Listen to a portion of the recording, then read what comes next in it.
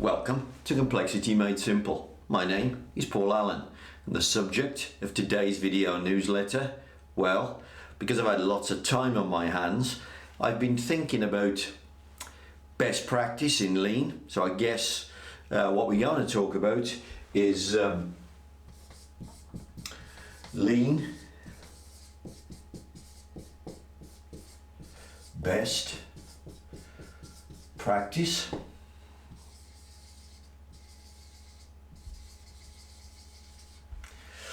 But it's probably the other side of lean best practice, which is it's all the mistakes that people make with lean. The poor use of lean. Lean is potentially a money-making monster. I go into some companies and they're talking about doing process improvement, and I often say to them, do you realize you could easily, and I mean easily, make double the production out of the same people, machines and resources if only you used lean principles and lean techniques properly. In other words, they would literally double the money they earn, not double the profit, double the money they earn. It is a money-making monster. But unfortunately, people don't understand lean. We are stuck in this productivity mentality. We are stuck in the idea of making people productive and concentrating far too much on money. So I'm just going to go through lean. I'm going to go through some of the tools and some of the misconceptions and the misuse of lean tools that destroys the money-making capability of this technique. So the first one that we're going to take a look at, lean. It is not about money. By the way, if you want a book to refer to, the Toyota Way Field book is brilliant for dealing with some of these issues and giving you some of this advice. It's not all in there, but it is a great book to buy. The Field book, by the way, is the most important one to buy. The Toyota Way Field book. So the first thing, lean is not about money. What's it about? It's about flow. In fact, the primary measure in lean is time. The time it takes for your material to move from the back door delivered to the front door transformed and ready to go to the customer. Total residence time. That's what you're measuring in lean. That's what the 7 wastes are all about. It is all about time. Keep away from looking at anything to do with money. Don't put money to it. Just compress the time down and down and down. If you do that, you will make piles of additional cash. But don't focus on the cash. It's not about money. It's about time. That is misconception number 1. Then let's get into some of the tools. So let's have a look. Number 1, it's not about money. Number 2, I'll get this felt tip pen to work. Number 2, I'm going to use the black one. Number 2, the 7 wastes. Okay. Now, number 1, it's 7. It's not 8. It's not 9. It's not 12. Everybody's trying to invent new wastes. The 7 wastes work beautifully. They concentrate you on this because the 7 wastes, and here's the misconception, they're not about people. It's not about productivity. It's the same as this.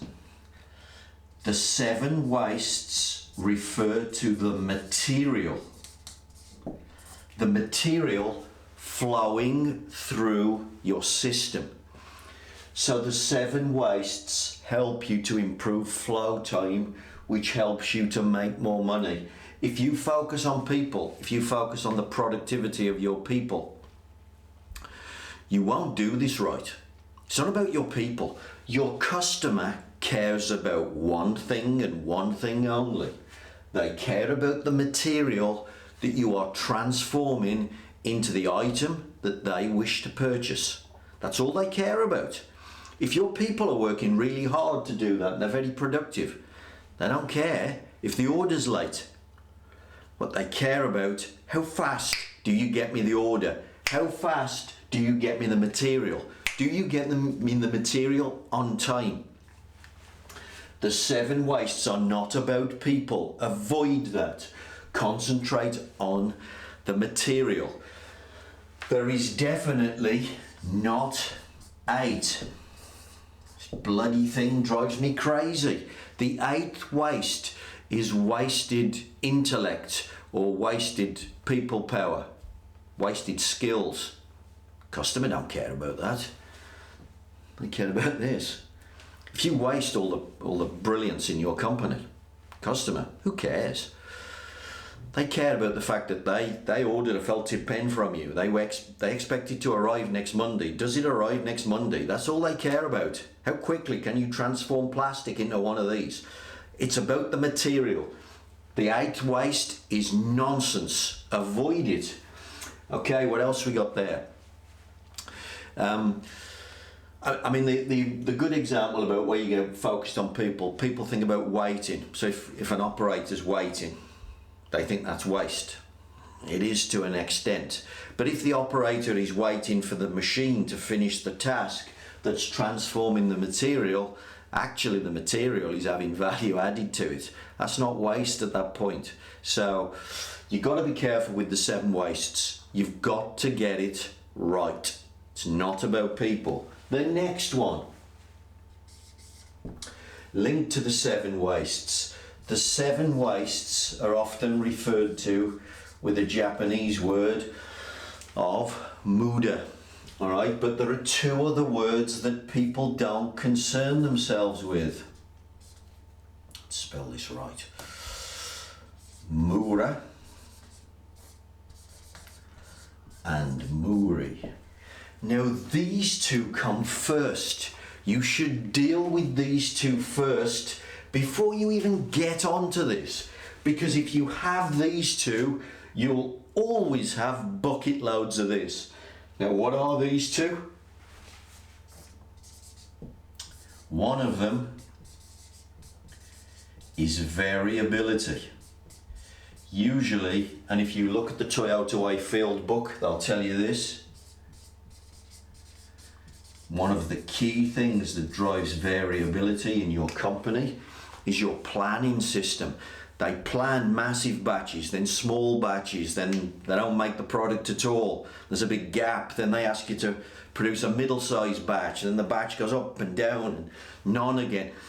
That variability will put bucket loads of waste into your company. You will never get rid of those 7 wastes with variability like that.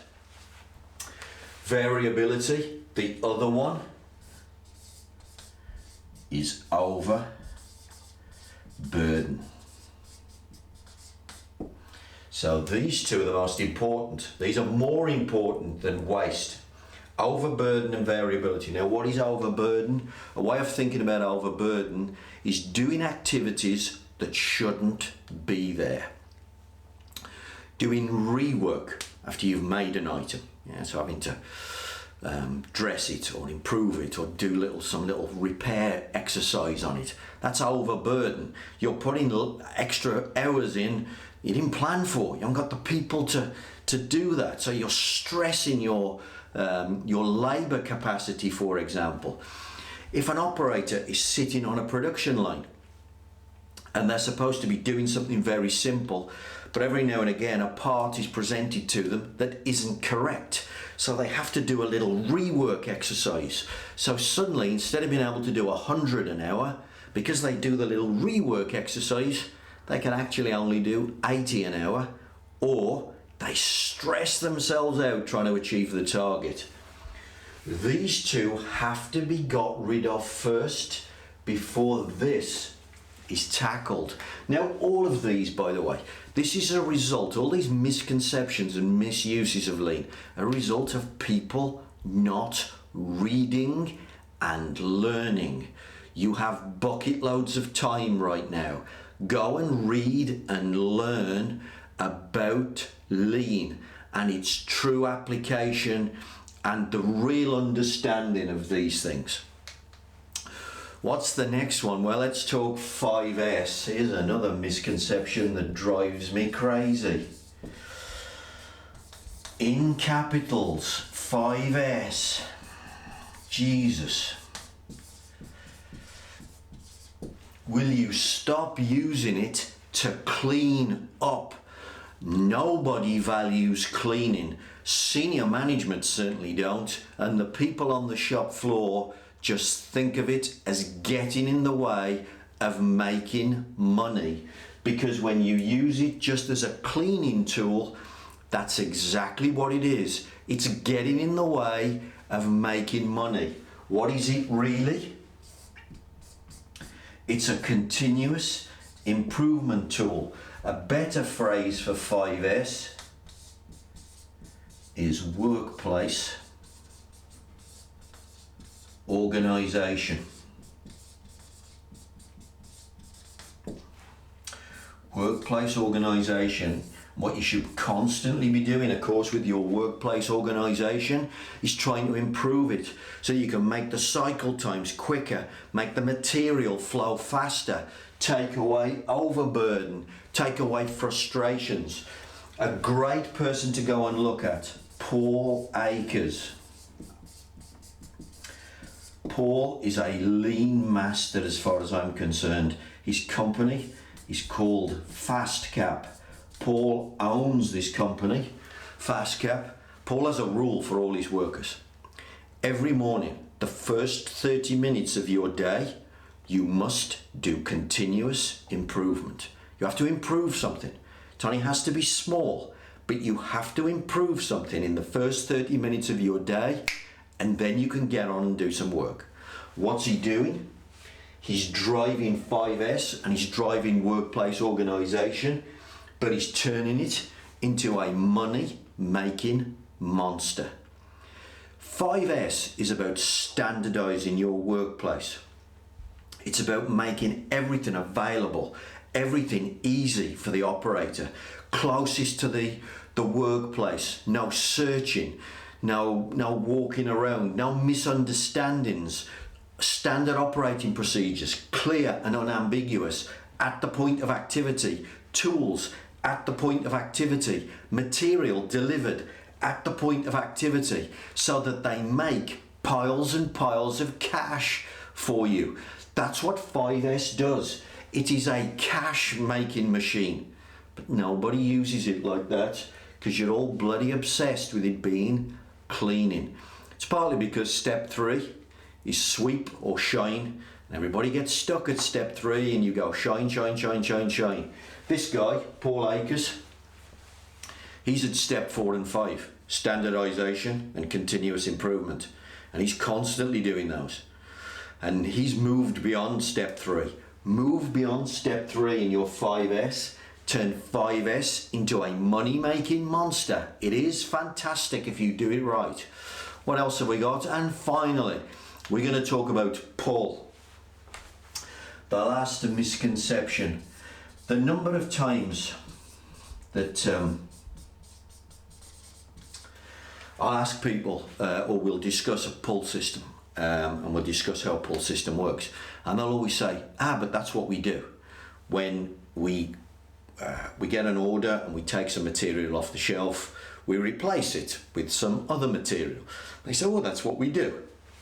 Okay, key thing, in a pull system, there is no manual interference.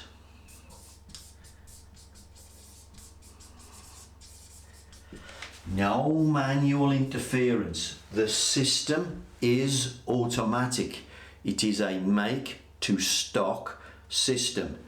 So I haven't got much space here, but let's have a look. Let's say you have a system. You decide 5,000 is the max. You decide 2,000 is the min. So you decide the order quantity or the production quantity is 3,000. That is exactly what you do always. You just follow the rules. There is no manual interference with this thing. So if when you get the trigger here,